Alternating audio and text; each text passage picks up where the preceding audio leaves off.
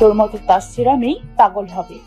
আপি, এই ছেলে তো দেখি এদিকে আসছে, কি হলো বলো তো? নে এবার ঠেলা সামলা, তখন থেকে বকবক করেই যাচ্ছিস, নিশ্চয়ই ছেলে শুনে ফেলেছে।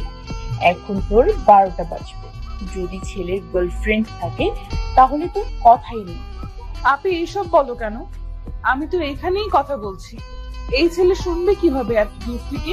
সেটাই তো ভাবছি। আপি মনে তো হচ্ছে আমাদের দিকেই এগোচ্ছে, এবার কি হবে? চুপচাপ বসে থাক যাদব নেই, এতক্ষণ এসব বলছিলি কেন? হ্যাঁ, রিহান, কুহু আর জেরিনের দিকে এগিয়ে আসে। হেই বিউটি কুইন, নাম কি তোমার? জি, জেরিন। জেরিন আমার নাম। আমি কি তোমায় জিজ্ঞেস করেছি? রিহানের কথা শুনে কুহু এদিক সেদিক তাকায়। না, এখানে তো আপাতত আমি আর জেরিন ছাড়া কেউই নেই, তাই এই ছেলে কার নাম জিজ্ঞেস করছে? হ্যালো মিস, আমি আপনাকে জিজ্ঞেস করছি।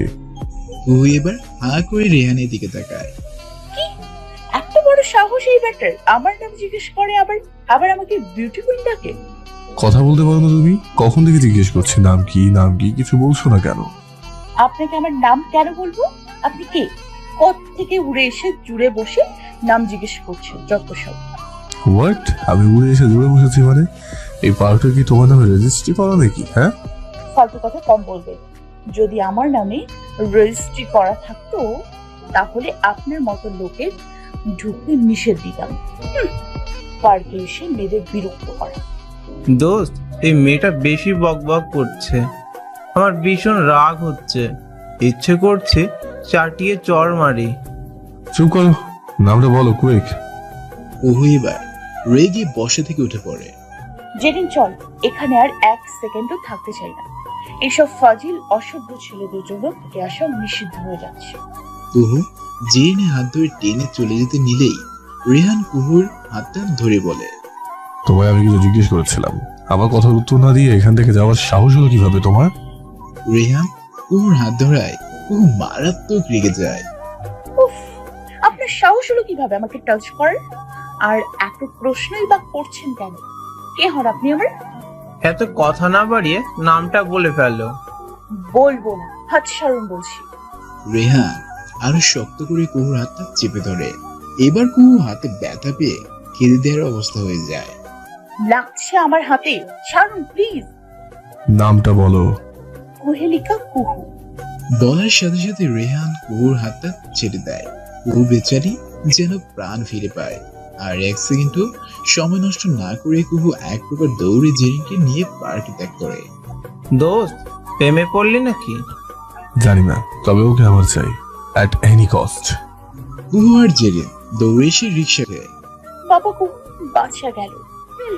এই কোন রাক্ষসের মুখে পড়েছিলাম আমি। ধুর, কি থেকে কি হয়ে গেল, ভেবেছিলাম আমাকে নাম জিজ্ঞেস করবে, তা না, ওই ছেলে তো দেখছি তোমার উপরে ক্রাশ খাইছে। আপু যেভাবেই হোক তুমি ওরে বইলো যে তুমি ওরে ভালোবাসো না, আমি ভালোবাসি, প্লিজ আপি। কুহু জেরিনের কথা শুনে রেগে কটমট করে জেরিনের দিকে তাকায়। ফাজিল মেয়ে, অমন লুচু পোলার উপর ক্রাশ খাইছিস কেন? হ্যাঁ, দেখলি না আজ কি একটা অসভ্যতা করলো ওই ছেলে। নিশ্চয়ই সব মেয়েদের সাথে এমন করে, নাম জিজ্ঞেস করে না বললেই হাত ধরে ফেলে। ওরকম একটা ছেলের উপর তুই ক্রাশ খাইবি আর আমি তাকে তাকে দেখবো? অসম্ভব। আরে আপি, ও যাই করুক আমার দেখার বিষয় না, ওকে এখন থেকে আমি ভালোবাসবো, ব্যাস। ও আগের সব ভুলে আমাকেই ভালোবাসবে।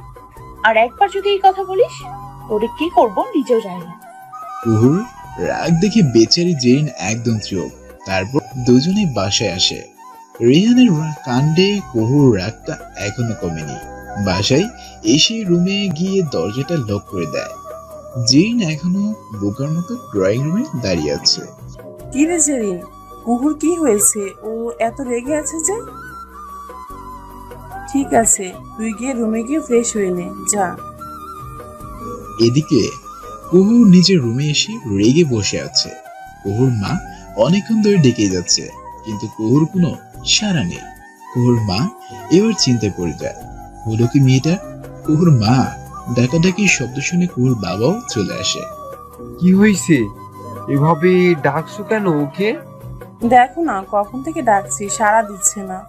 আরে তো হয়তো ঘুমাইছে, তাই দরজা খুলছে না।